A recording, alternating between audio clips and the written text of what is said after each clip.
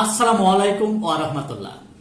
দেশের প্রধান প্রধান দৈনিক পত্রিকার শিরোনামে স্থান করে নেওয়া আন্তর্জাতিক খবরগুলোর মধ্যে যা যা থাকছে।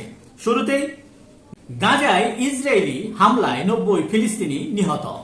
গাজা নিয়ে সুখবর আছে বলে জানালেন মার্কিন প্রেসিডেন্ট ডোনাল্ড ট্রাম্প। আইসিসির পরোয়ানা প্রত্যাহারে নেতানিয়াহুর আবেদন খারিজ করে দিয়েছে।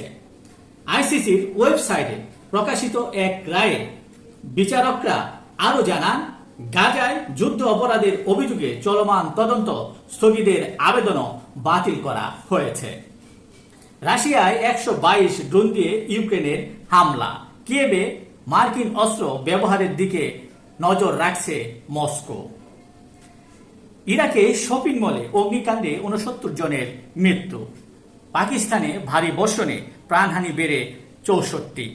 পাঞ্জাবে জরুরি অবস্থা জারি। এই ছিল দেশের প্রধান প্রধান দৈনিক পত্রিকার শিরোনামে স্থান করে নেওয়া গুরুত্বপূর্ণ খবরগুলো জানিয়ে এতক্ষণ আপনাদের মাঝে উপস্থিত ছিলাম। আশা করি আপনাদের ভালোই লেগেছে। আজকের মতো এখানেই, আবারও দেখা হবে আগামীকাল ঠিক একইভাবে। সে পর্যন্ত অবশ্যই ভালো থাকবেন, সুস্থ থাকবেন। আসসালামু আলাইকুম ওয়া রাহমাতুল্লাহ।